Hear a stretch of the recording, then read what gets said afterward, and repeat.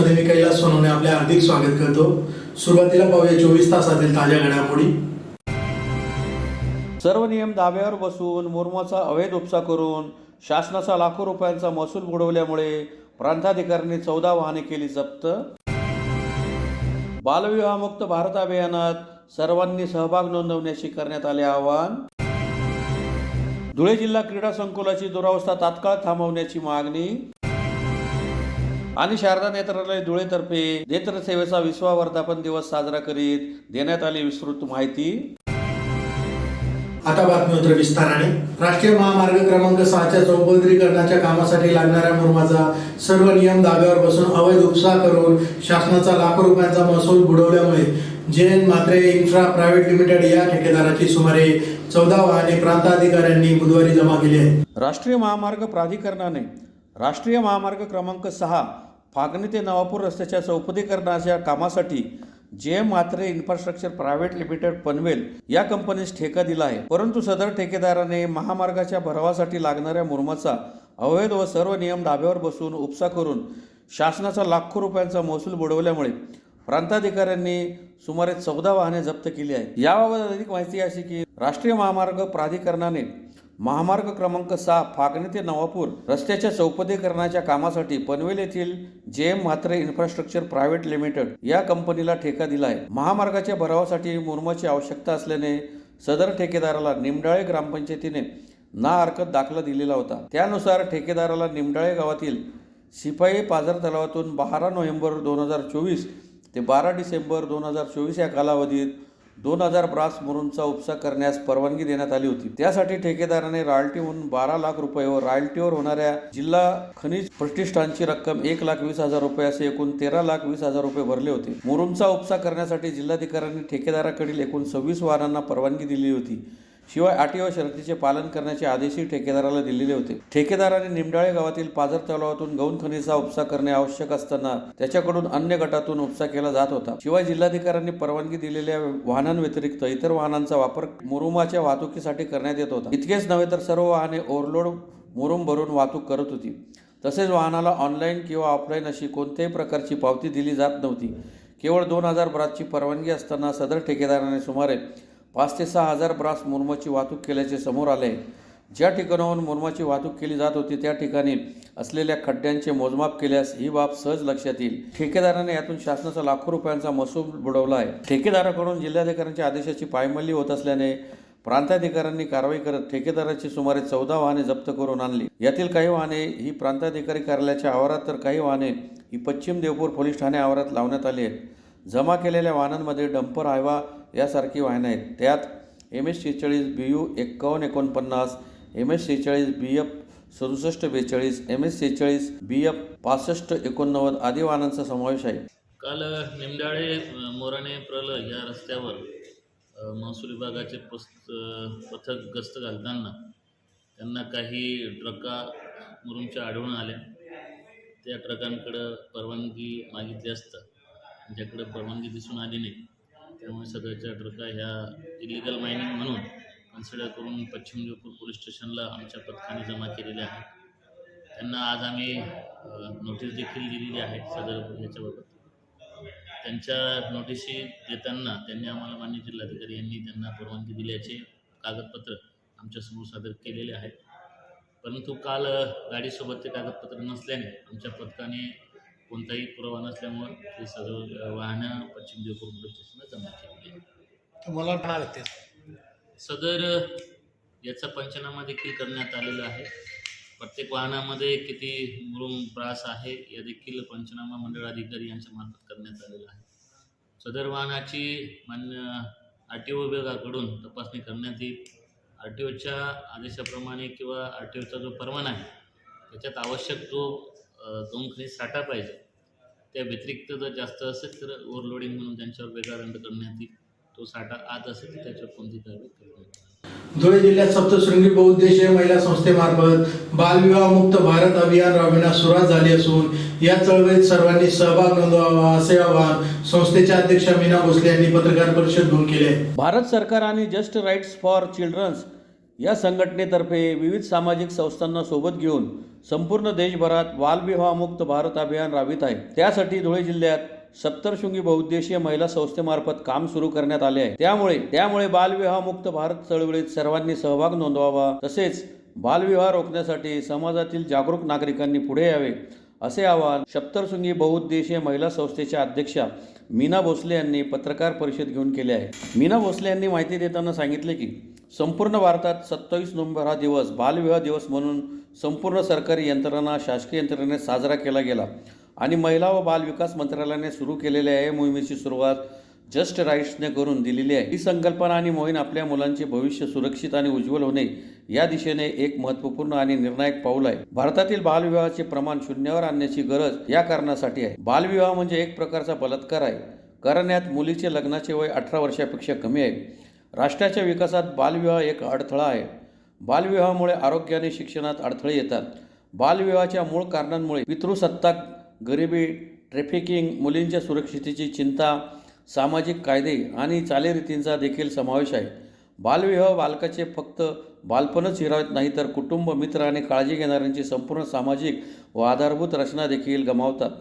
बालविवाह म्हणजे शारीरिक आणि मानसिकदृष्ट्या तयार नसलेल्या, लग्नाचा अर्थ न समजलेल्या मुलांवर प्रौढांच्या जबाबदाऱ्या लादणे आहे आणि साहजिकच मुलांचे आरोग्य, शिक्षण, रोजगार आणि जीवनाच्या संधीपासून वंचित ठेवले जाते, जे आपल्या संविधानात अंतर्भूत केलेल्या समानता, स्वातंत्र्य आणि अभिव्यक्ती स्वातंत्र्याच्या मूल्यांच्या विरोधात आहे।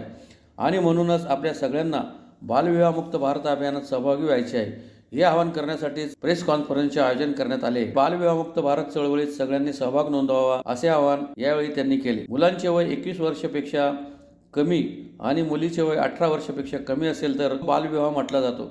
असा विवाह होत असेल तर सप्तशृंगी महिला संस्था किंवा चाइल्ड हेल्पलाईन 1098ला कॉल करा।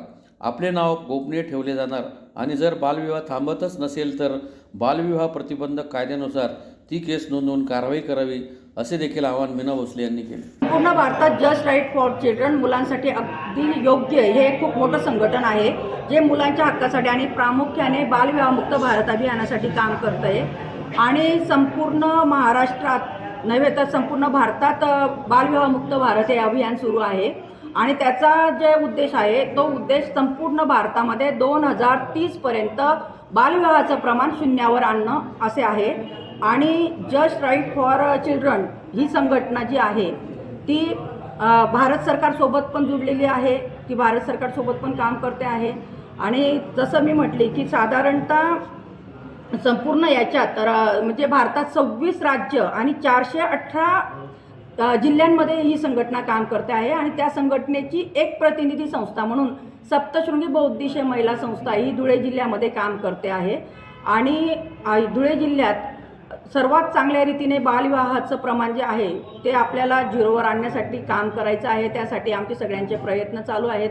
जसं की गावागावामध्ये जाऊन सर्वात पहिले आपण 50 गावं निवडले ज्याच्यात बालविवाह मोठ्या प्रमाणात होतात, त्याच्यामध्ये मोठ्या प्रमाणात जनजागृती आपण करत आहोत, बालविवाहमुक्त भारताची प्रतिज्ञा घेत आहोत आणि लोकांमध्ये जनजागृती करून महाराष्ट्र शासनाला सोबत घेऊन आपण खूप चांगल्या पद्धतीने काम करण्याचा प्रयत्न करत आहोत।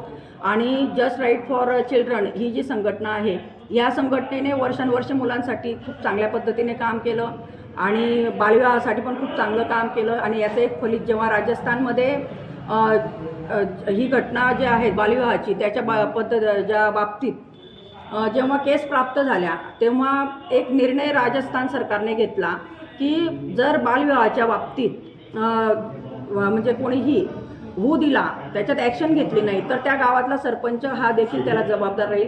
आणि या अनुषंगाने बालविवाह प्रतिबंधक कायद्याची पण आखणी केली गेली आणि बालविवाहमुक्त भारत अभियानात जस्ट राईट फॉर चिल्ड्रन या संघटनेने जे सर्व अनुमान काढले, सर्व माहिती गोळा केली, त्या माहितीच्या आधारे भारत सरकारने वेगवेगळे रोड मॅप तयार केले, बालविवाह मुक्त भारतासाठी वेगवेगळ्या कार्यक्रमाची आखणी केली आणि या आखणीमध्ये आणि ह्या कार्यक्रमामध्ये जस्ट राईट फॉर चिल्ड्रन या संघटनेचा खूप मोठा वाटा आहे आणि त्यांच्या पद्धतीने ते संपूर्ण आता सध्या तर भारतात काम करतायत पण ही संघटना संपूर्ण जगात सुद्धा काम करायला इच्छुक आहे आणि त्या पद्धतीने ते काम होणार आहे। मी अपेक्षा करते की आपल्या धुळे जिल्ह्याला सुद्धा आपण सगळ्यांनी मिळून झिरो बालविवाह मुक्त भारत म्हणण्यापेक्षा सर्वात आधी आपला जिल्हा बालविवाहमुक्त करूया एवढीच अपेक्षा करते. थांबते. धन्यवाद. धुळे शहरातील वलवाडी येथील जिल्हा क्रीडा संकुलाची दुरावस्था तात्काळ थांबवावी या मागणीसाठी इंदिरा महिला मंडळ धुळेतर्फे जिल्हाधिकारी कार्यालयासमोर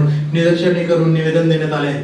धुळे शहरातील वलवाडी येथील जिल्हा क्रीडा संकुलाची झालेली दुरावस्था तात्काळ दूर करावी या मागणीसाठी इंदिरा महिला मंडळ धुळेतर्फे जिल्हाधिकारी कार्यालयासमोर निदर्शने करीत जिल्हाधिकाऱ्यांना निवेदन देण्यात आले आहे. निवेदनात म्हटले आहे की तत्कालीन जिल्हाधिकारी भास्कर मुंडे आणि दिलीप बंड या दोन्ही जिल्हाधिकाऱ्यांच्या प्रयत्नातून धुळे जिल्ह्यात तब्बल 40 वर्षांच्या प्रलंबित असलेल्या जिल्हा क्रीडा संकुलाचा प्रश्न मार्गी लागला होता. देवपूरमधील वलवाडी परिसरातील जिल्हा क्रीडा संकुल रवी वेलपाटक यांच्या संकल्पनेतून दिमागात उभा राहिला आहे. यासाठी तत्कालीन जिल्हाधिकारी भास्कर मुंडे यांनी केलेली सुरुवात आणि दिलीप बंड यांनी दिलेले अंतिम स्वरूप यामुळे शहरात क्रीडा संकुल उभे राहून शहराच्या क्रीडा वैभवात भर घातली. दिलीप बंड यांनी या संकुलातील व्यापारी गाळ्यांच्या संदर्भात देखील प्रचंड लक्ष घालून त्याला एक चांगले स्वरूप देण्याचा प्रयत्न केला. परंतु नंतर जिल्हा संकुल याकडे कोणत्याही जिल्हा क्रीडाधिकाऱ्यांनी किंवा जिल्हाधिकाऱ्यांनी लक्ष देण्याचे कष्ट घेतले नाही. या देवपूर भागातील वलवाडी येथील क्रीडा संकुलाची देखभाल का केली जात नाही हा प्रश्न सर्वसामान्य जनतेला कायमच पडत आहे. येथे कोणी पहारेकरी दिसत नाही.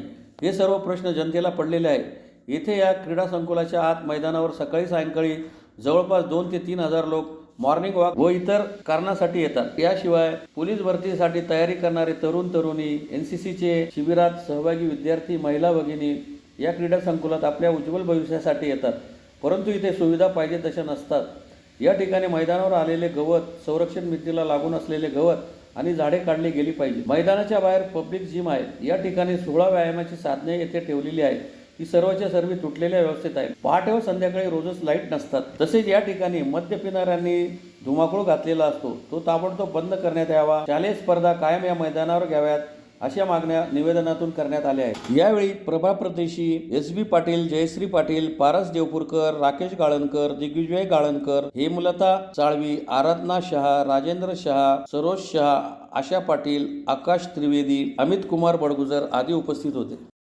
आम्ही सर्व वलवाडी येथील रहिवासी आणि आज आम्ही इंदिरा महिला मंडळ धुळेच्या वतीने RDC साहेबांना कलेक्टर साहेबांना निवेदन देण्यासाठी आलो होतो. कलेक्टर साहेब ॲबसेंट असल्यामुळे आम्ही RDCंना आता निवेदन दिलेलं आहे आणि आमची मागणी अशी की वलवाडी येथील जे धुळे शहराचं जे मोठं शोभा आहे आपली स्टेडियमची, तिची दुर्दशा झालेली आहे. त्याच्यासाठी आता सिनियर सिटीजन आमच्याकडे मॉर्निंग वॉकचे काही सदस्य आहे. तर आमची अशी मागणी की जे भास्कर मुंडे साहेब कलेक्टर साहेब होते तत्कालीन आणि दिलीप बंड साहेब यांच्या कारकिर्दीमध्ये रवी बेलपाटक साहेब यांच्या पाठपुरावा करून ते सर्व पूर्ण झालेलं होतं आणि सध्या जसपाल सिंग सिसोदिया सर यांनी त्या स्टेडियमच्या जी दुर्दशा झालेली त्याची सिरीजच लावलेली होती. तर आज आम्ही कलेक्टर साहेबांना विचारणा करतोय की अनेक वर्ष ना जिल्हा क्रीडा अधिकारी या स्टेडियम झाल्यापासून तिथे लक्ष देत आहे आणि ना कलेक्टर साहेब लक्ष देत आहे आणि तिथे येणारा वर्ग हा आपलं भविष्य घेऊन येतो. कोरोना काळात अनेक लोक वेगवेगळ्या व्याधीने आणि कोरोनाने दुर्भाग्यपूर्ण मौतीने मेलेले आहे. तर आमची अशी कलेक्टर साहेबांकडे मागणी आहे की तुम्ही तिथे जिम खाण्याला व्यवस्थित स्टेडियम करून द्या आम्हाला, जेणेकरून मुलं आपल्या आरोग्याकडे लक्ष देतील. आणि दुसरं असं आमचं म्हणणं आहे की तिथे एक 16 व्यायामचे ओपन जिम लावलेली आहे, तिची पूर्ण दुर्दशा झालेली आहे. कोणी लक्ष द्यायला तयार नाही. काटं, झाडे, झुडपे तसेच आहे. लाईटची व्यवस्था नाही आहे, पाण्याची व्यवस्था नाही आहे. सकाळी कमीत कमी 2,500-3 हजार लोक तिथे मॉर्निंग वॉकसाठी येत राहतात. प्लस दुपारून तिथे 2,500-3 हजार, संध्याकाळी इव्हनिंग वॉकला 2,500-3 हजार लोकांची संख्या तिथे नियमित असते. तरी पण कोणी तिथे लक्ष देत नाही. त्या रस्त्यावर खड्डे मोठ्या प्रमाणात झालेले. करोडो रुपयाचा निधी फक्त व्यायामासाठी आणि जिमसाठी आणि तालिमीसाठी येत राहतो. कुठे गडप होतो ते पण आम्हाला माहिती नाही. तर आमची कलेक्टर साहेबांकडे मागणी आहे की तातडीने 8 ते 10 दिवसात स्वतः जाऊन तिथे करावं. आणि आमची त्यांना दुसरं कलेक्टर साहेबांना विनंती आहे की कलेक्टर साहेबांनी माध्यमिकचे शिक्षणाधिकाऱ्यांना आदेश करावे की तुम्ही जेवढ्या पण शहरातल्या मुलांचे खेळ असतील, शाळेसंदर्भातले, शारीरिक संदर्भातले, त्यांच्या संदर्भात सर्व जे पण असेल ते सर्व व्यायाम आणि सर्व खेळ स्टेडियममध्येच झाले पाहिजे, जेणेकरून स्टेडियम कायमस्वरूपी शहराला सुंदर करण्यामध्ये भर पडेल आणि आमची जी मागणी आहे ती पूर्ण होईल. धुळ्यातील कमलिनी वाणी हॉस्पिटल शारदा नेत्रालय या नेत्रसेवेचा 20वा वर्धापन दिन साजरा करण्यात आला। याविषयी शारदा नेत्रालयातर्फे पत्रकार परिषद घेऊन विस्तृत माहिती देण्यात आली। संदीप फाउंडेशन मुंबई संचलित कमालिना वाणी हॉस्पिटल शारदा नेत्रालय धुळे या रुग्णसेवेचा 20वा वर्धापन दिन साजरा करण्यात आला। याविषयी शारदा नेत्रालयातर्फे पत्रकार परिषदेत सविस्तर माहिती देण्यात आली। माहिती देताना सांगण्यात आले की धुळ्यात शारदा नेत्रालय 20 वर्षापासून सेवा देत असून 7,34,000 रुग्णांच्या डोळ्यांची तपासणी व उपचार करण्यात आले आहे। 1,15,000 यशस्वी शस्त्रक्रिया करण्यात आल्या आहेत। तसेच 2016 पासून पदविका अभ्यासक्रम सुरू करण्यात आला आहे। 2023 पासून नेर येथे व्हिजन सेंटर रुग्णसेवेसाठी कार्यरत आहे। रुग्णालयात यंत्राद्वारे डोळ्यांच्या नंबरची अचूक तपासणी करण्यात येत आहे। प्रगत बिनटाक्याची व बिनभूलच्या इंजेक्शनची मोतीबिंदू शस्त्रक्रिया देखील करण्यात येत आहे। अशा अनेक सेवा रुग्णालय 20 वर्षापासून देत आहोत। दरम्यान संस्थेतर्फे मोफत नेत्र तपासणी आणि उपचार व शस्त्रक्रिया शिबिराचे आयोजन देखील करण्यात येत असते। रुग्णांना कमी दरात उपचार आणि सुविधा देणे हा संस्थेचा मुख्य उद्देश आहे।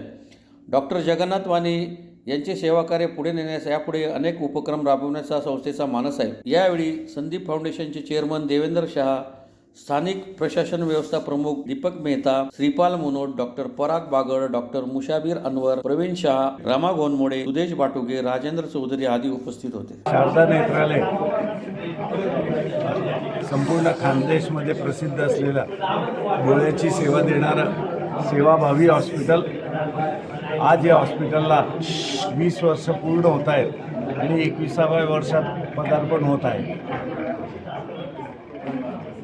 धुळे शहरात ही सेवा देताना एक छोट्या रोपट्यापासून सुरू होऊन आज या शारदा नेत्रालयाचा एक मोठा वृक्ष तयार झालेला आहे आणि आत्तापर्यंत 1,15,000 ऑपरेशन शारदा नेत्रालयामध्ये सुरुवातीपासून आतापर्यंत जर आपण मोजले, प्रत्येक ऑपरेशनचं आपल्याकडे रेकॉर्ड आहे। 1,15,000 ऑपरेशन झालेले आहे। 7,34,000 पेशंटची तपासणी या ठिकाणी आपण केलेली आहे आणि डोळ्याचे सर्व प्रकारच्या विकारावर उपचार करण्याकरता आपण इथे तत्पर आहोत। जे विभाग अजून आपल्याकडे नाही ते सगळे सुरू करण्याचा आपला मनोदय आहे, जेणेकरून धुळे येथील डोळ्यासंबंधित विकाराकरता कोणत्याही पेशंटला धुळ्याच्या बाहेर जाण्याची गरज पडू नये असा आपला मानस आहे। जास्तीत जास्त अत्यंत किफायतशीर दरात आणि उत्तम सेवा, सगळ्यात महत्त्वाचं आहे उत्तम सेवा आणि तेच आमचं ब्रीदवाक्य आहे। जास्तीत जास्त रुग्णांपर्यंत पोहोचून त्यांना सेवा देण्याचा आमचा मानस आहे, त्याप्रमाणे आम्ही कार्यरत आहोत। हा टप्पा गाठताना या 20 वर्षाच्या काळात आमच्या इथं सेवा देणारे आमचे सर्व डॉक्टर मंडळी आणि आमचे सर्व कर्मचारी यांनी अथक परिश्रम घेतलेला आहे।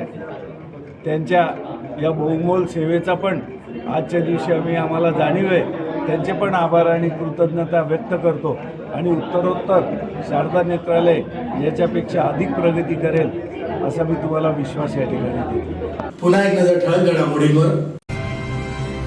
सर्व नियम धाब्यावर बसून मुरमाचा अवैध उपसा करून शासनाचा लाखो रुपयांचा महसूल बुडवल्यामुळे प्रांताधिकाऱ्यांनी 14 वाहने केली जप्त। बालविवाहमुक्त भारत अभियानात सर्वांनी सहभाग नोंदवण्याची करण्यात आले आवाहन। धुळे जिल्हा क्रीडा संकुलाची दुरावस्था तात्काळ थांबवण्याची मागणी आणि शारदा नेत्रालय धुळेतर्फे नेत्र सेवेचा 20वा वर्धापन दिवस साजरा करीत देण्यात आली विस्तृत माहिती। याचबरोबर श्रीराम टाइम न्यूजच्या बातमीपत्र संपले। दिवसभरातील ताज्या घडामोडींसाठी पाहत राहा श्रीराम टाइम न्यूज। भेटूया पुढील प्रसारणात, तोपर्यंत नमस्कार।